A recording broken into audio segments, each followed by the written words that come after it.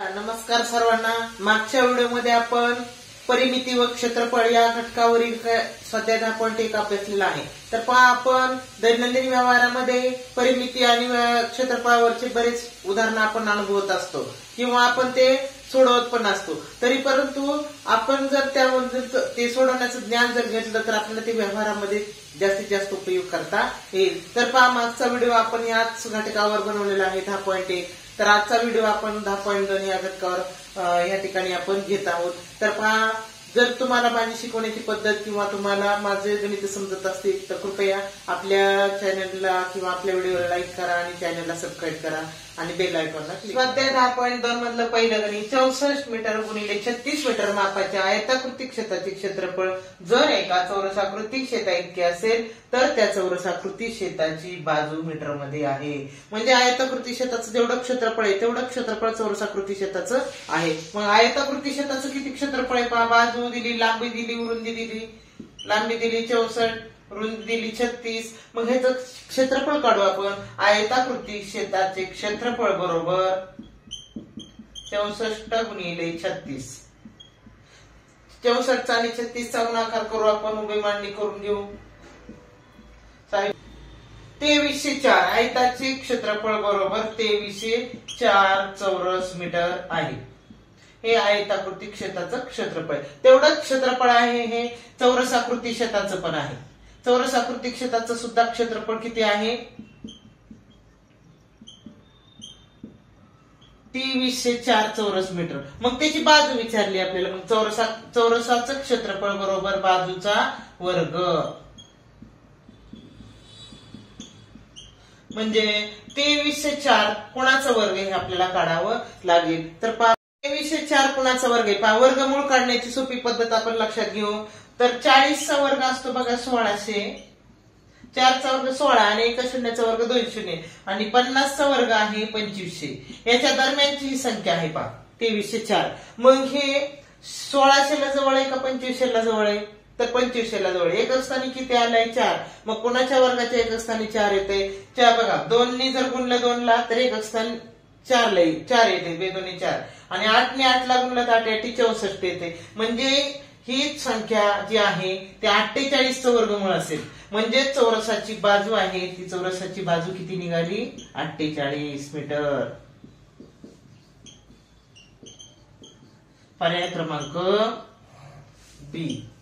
चला दुसरं उदाहरण बघा. 12 मीटर बाय 10 मीटर म्हणजे 12 मीटर गुणिले 10 मीटरच्या सभागृहाला 10 सेंटीमीटर बाय 8 सेंटीमीटरच्या किती फरशा लागतील. सभागृहाची लांबी दिलेली बघा मीटर मध्ये, लांबी आणि रुंदी, आणि फरशाची लांबी रुंदी दिलेली सेंटीमीटर मध्ये. मग त्या सभागृहाची लांबी रुंदी आपण काय करू सेंटीमीटर मध्ये करून घेऊ. म्हणजे 12 मीटर बरोबर सेंटीमीटर करायचं म्हणजे 100 ने गुणायचं म्हणजे 1200 सेंटीमीटर.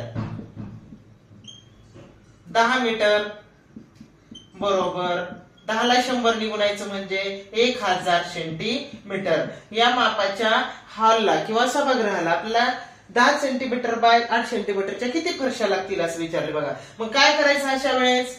तर सभागृहाचे क्षेत्रफळ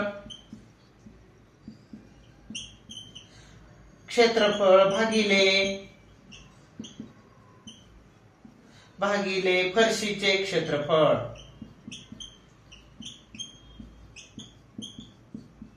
म्हणजेच येणारं उत्तर म्हणजेच फरशीची संख्या.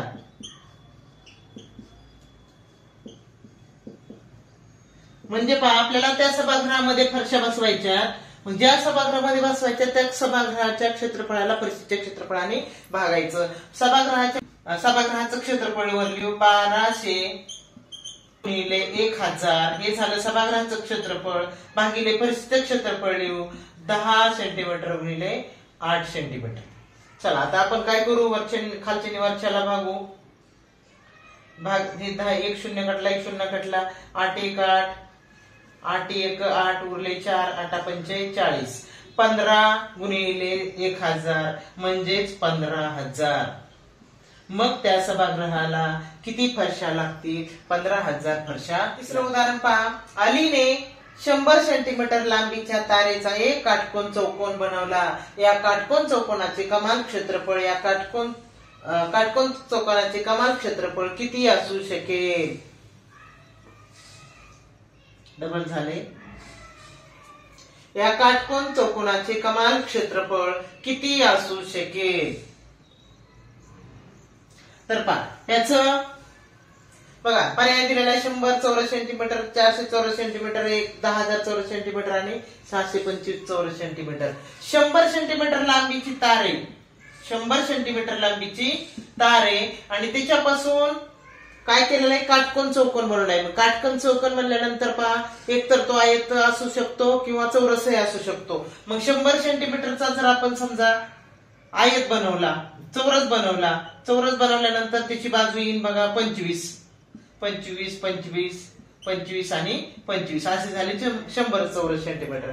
मग याचं क्षेत्रफळ किती असू शकेल? तर चौरसाचे क्षेत्रफळ बरोबर बाजूचा वर्ग म्हणजेच 25 चा वर्ग. 25, 25, 625 हे जास्तीत जास्त ह्याच्यापेक्षा मोठा तो असू शकणार नाही, चौरस सेंटीमीटर एवढ्या त्याचं कमाल क्षेत्रफळ असेल. चला पुढचा 4था प्रश्न बघा. एका चौरसाकृती जमिनीच्या तुकड्याची परिमिती 160 मीटर आहे तर त्याचे क्षेत्रफळ किती? चौरसाकृती तुकड्याची परिमिती दिलेली 160 मीटर म्हणजे चारी बाजूंची बेरीज आहे 160 मीटर. चौरसाच्या चारी बाजू सारख्या असतात.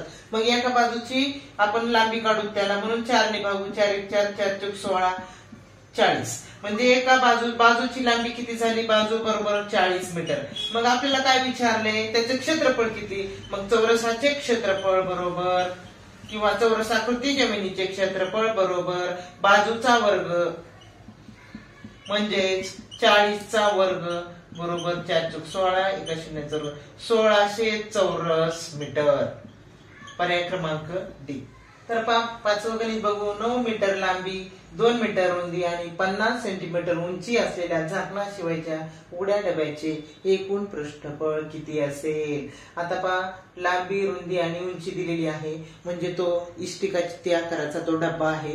तर लांबी दिली मीटर मध्ये, रुंदी मीटर मध्ये दिली आणि उंची मात्र सेंटीमीटर मध्ये दिली. आणि आपल्याला विचारले तर सेंटीमीटर मीटर मध्ये सगळे पर्याय आहेत म्हणून आपण काय करू? 50 सेंटीमीटरचे काय करून घेऊ? आपण मीटर करून घेऊ. 50 सेंटीमीटरचे मीटर करून घेऊ आपण. 50 सेंटीमीटरचे मीटर करत असताना आपल्याला काय करावं लागेल? त्याला 100 ने भागावं लागेल कारण 100 सेंटीमीटरचा 1 मीटर असतो म्हणजे भागल्यानंतर 0.50 मीटर हे झाली त्याची उंची.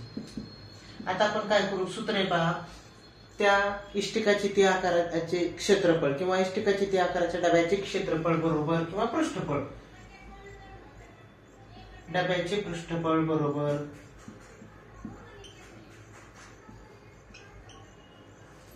दोन कंसात एल गुणिले बी. आता एक लक्षात घ्यायचं, पृष्ठफळ म्हणजे क्षेत्रफळ असतं परंतु ही त्रिमिती असल्यामुळे आपल्याला त्याचं प्रत्येक पृष्ठाचं पृष्ठफळ काढायचं, क्षेत्रफळ काढावं लागतं त्यालाच आपण पृष्ठफळ म्हणतो. 2 गुणिले एल गुणिले बी. एल गुणिले बी म्हणजे लेंथ गुणिले ब्रेथ प्लस बी गुणिले एच म्हणजेच लांबी गुणिले रुंदी, रुंदी गुणिले उंची अधिक उंची गुणिले लांबी म्हणजे एच गुणिले एल. 2 कंसात आता एल म्हणजे लांबी किती दिली? 9 गुणिले बी म्हणजे रुंदी किती दिली? 2 अधिक बी म्हणजे रुंदी 2 गुणिले उंची किती आहे? 0.5 अधिक उंची किती? 0.50 गुणिले लांबी किती आहे? 9. चला 2 कंस 9 दुने 18 अधिक यांचा गुणाकार केला 2 पंचे 10 एक स्थळ दशांश म्हणजे इथे एकच आला अधिक 9 पाचशे 45 एक स्थळ दशांश दिला 4.5. आता काय करू? ह्या मधल्यांची बेरीज करू त्याला 2 ने गुणू. 19 19 आणि 4 23.5 23.5 कंस निघून गेला. कंसाच्या बाहेर गुणाकाराचं चिन्ह. गुणाकार केला 2 पंचे 10 आणि 2 दुने 4 एक स्थळ दशांश म्हणजे 47. पण हे झाकणासहित झालं आपण कारण आपण सगळ्या प्रश्नाचं घेतले. आपल्याला झाकणाशिवाय विचारले. मग झाकणाचं झाकण कसं असतं? त्याचं लांबी गुणिले रुंदी एक क्षेत्रफळ त्याचं आपण वजा करून टाकू म्हणजे 47 मधून आपण काय करावं लागेल? लांबी गुणिले रुंदी वरचं झाकणाचं कट करावं लागेल आपल्याला, वजा करून टाकावं लागेल म्हणजे 9 दुने 18 वजा करू आपण उरले 9 तर 3 29 चौरस मीटर हे त्याचं उत्तर येईल. पर्याय क्रमांक 1. चला 6वं गणित पहा. एका हॉलची मापे 24 मीटर गुणिले 20 मीटर अशी आहेत म्हणजे 24 बाय 20 अशी आहेत तर 0.4 मीटर बाय 0.3 मीटर मापाच्या फरशा जमिनीवर बसण्यासाठी त्यांची संख्या किती असेल, म्हणजे त्या हॉलला किती फरशा लागतील असं विचारले. ज्यावेळेस असं फरशा आणि हॉलचं दिलेलं असतं त्यावेळेस एक लक्षात घ्यायचं, हॉलच्या आणि फरशाच्या मापाची जी एकके आहेत ती एकके सारखी असणे गरजेचं असते. या ठिकाणी फरशीची पण आणि हॉलच्या मापाची पण एकके सारखी आहे. तर पहा, हॉलचे क्षेत्रफळ भागिले फरशीचे क्षेत्रफळ म्हणजेच फरशीची संख्या.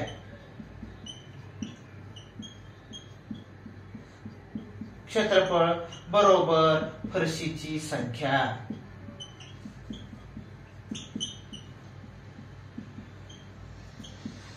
हॉलचे क्षेत्रफळ म्हणजे लांबी गुणिले रुंदी किती त्याची 24 गुणिले 20 भागिले फरशीचं किती आहे 0.4 गुणिले 0.3.